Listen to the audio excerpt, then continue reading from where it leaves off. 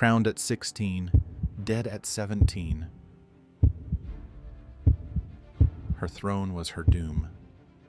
Imagine a brilliant young girl thrust onto England's blood-soaked throne against her will, only to face the executioner's axe after just 9 fleeting days of power. Hi, history lovers. And today I bring you the heartbreaking tale of Lady Jane Grey, England's forgotten 9-day queen. In 1553, this teenage Protestant prodigy became a pawn in a deadly game of royal ambition, religion, and betrayal, only to be deposed by the vengeful Mary Tudor and beheaded in a spectacle that shocked Europe.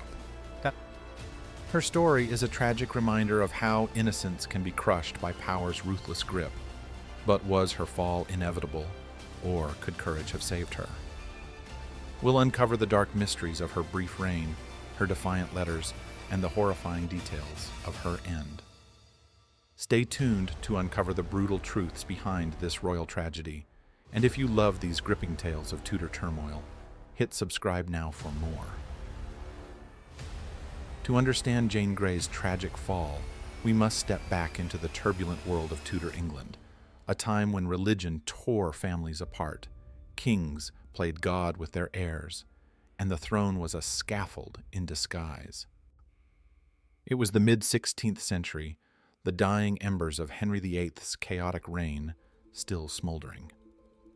Henry, the infamous wife-killer, had broken with Rome to divorce Catherine of Aragon, birthing the Church of England and plunging the nation into Protestant Catholic strife.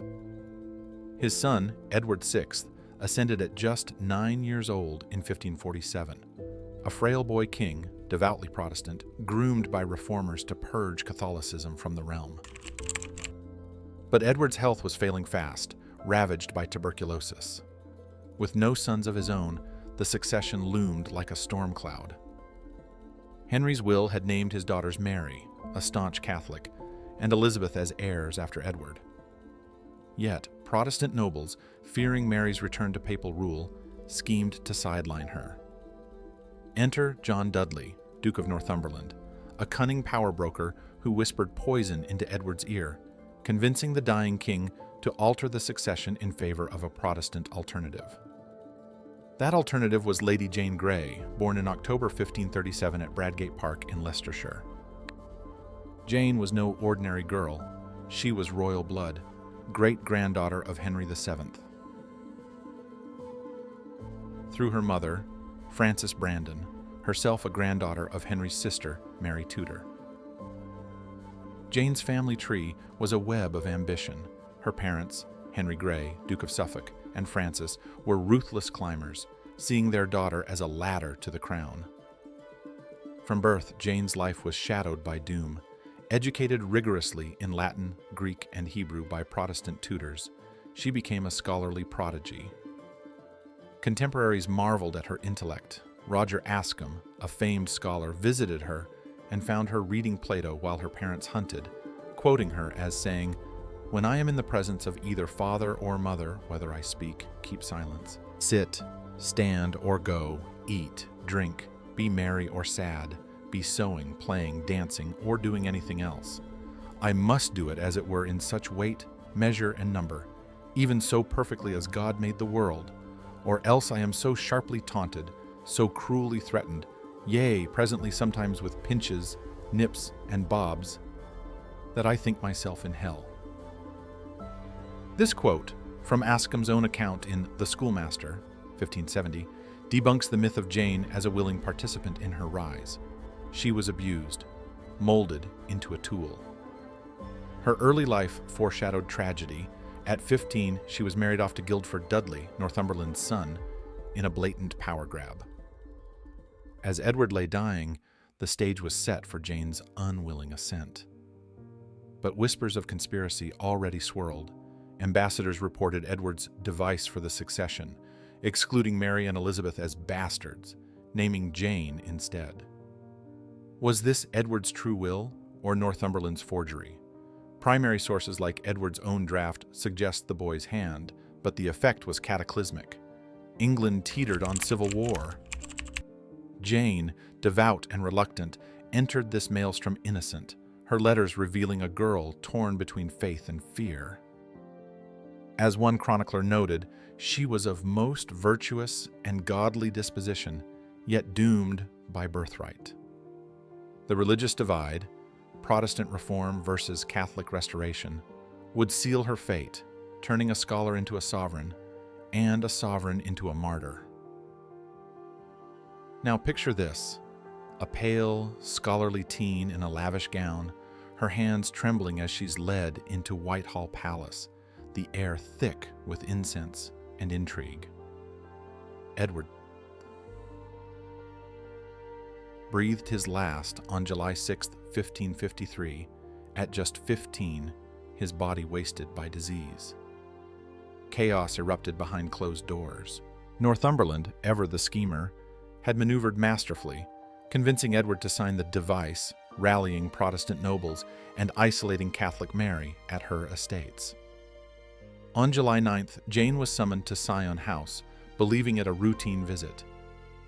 Instead, she faced a council of lords, including her father and father-in-law, who knelt before her, proclaiming her queen. Jane's reaction was pure horror. As recorded in her own letter to Mary later that month, she wrote, "I was not only offered the crown, but also received it against my will. I was deceived by the Duke of Northumberland and the council." She fainted, weeping, protesting her unworthiness. But ambition overrode her pleas. By July 10th, she was rowed to the Tower of London, not as prisoner, but as monarch, with trumpets blaring and crowds murmuring confusion. Her reign began in farce and fear. Proclamations declared her Queen Jane, coins were minted, though few survive, and she signed documents as Jane the Queen. Yet cracks appeared immediately.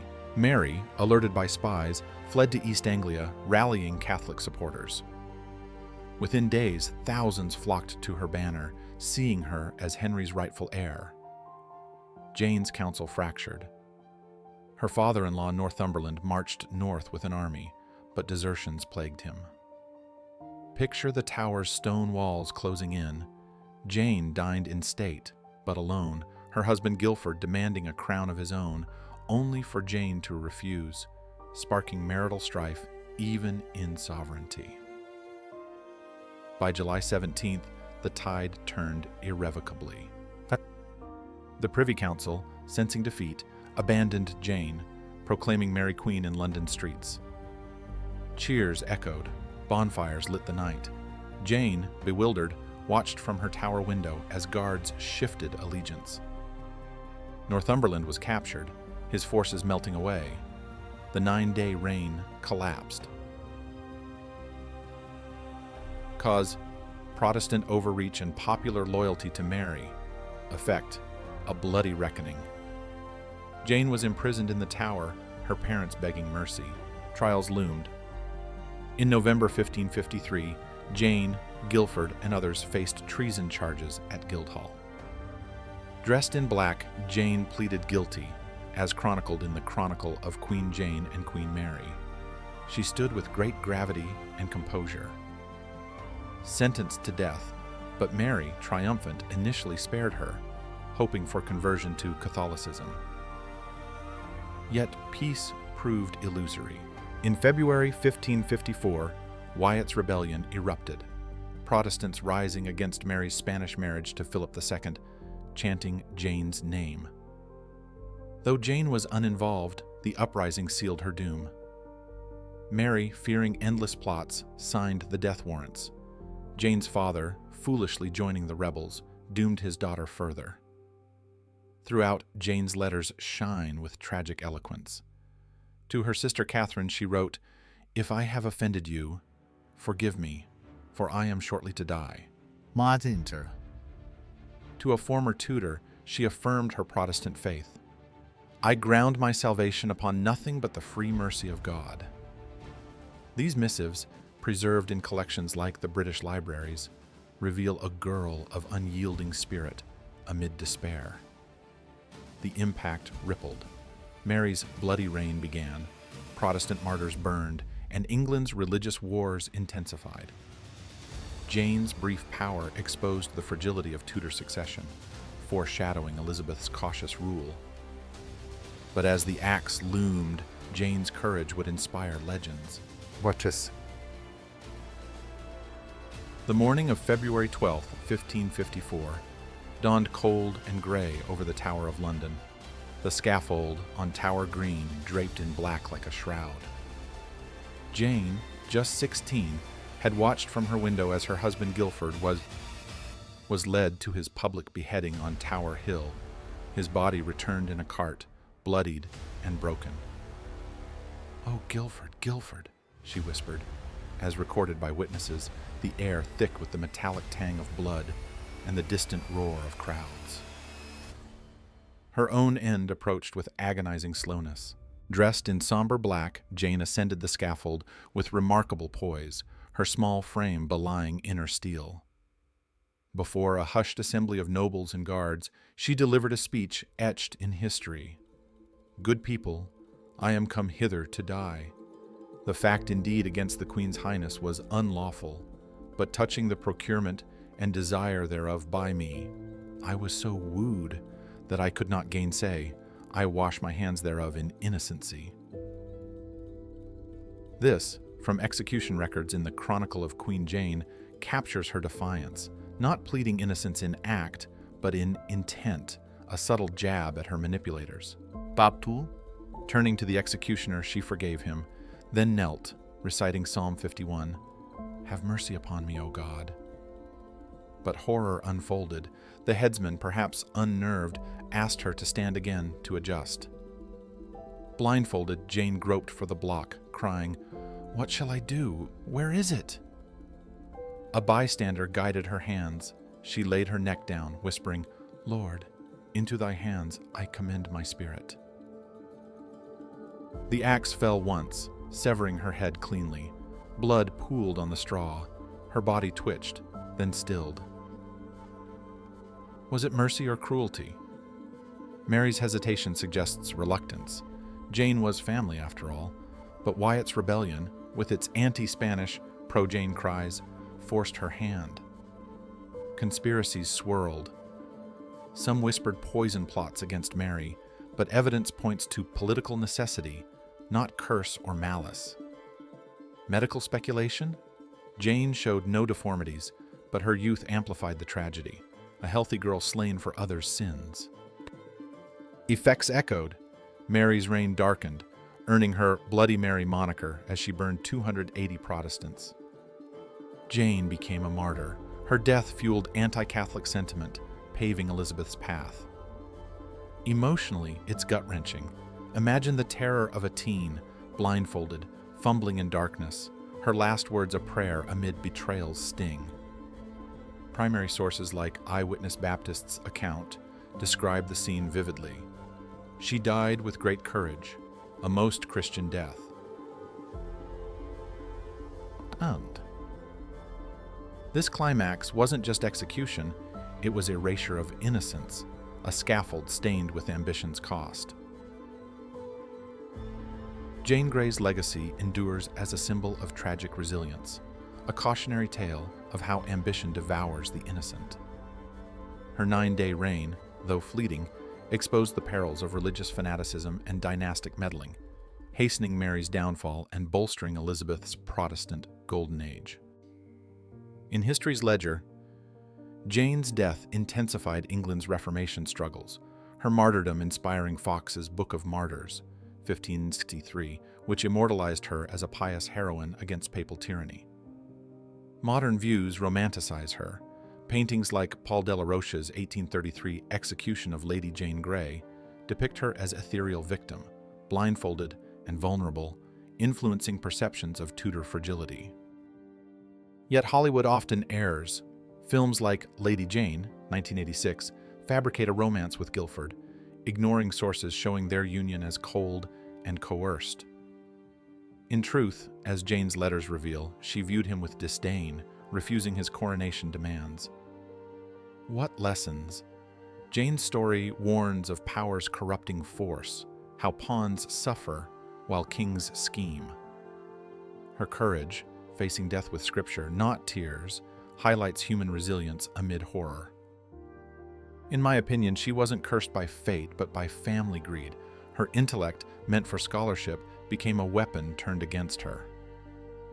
What do you think? Was Jane a victim of circumstance, or did her Protestant zeal contribute to her doom? Comment below.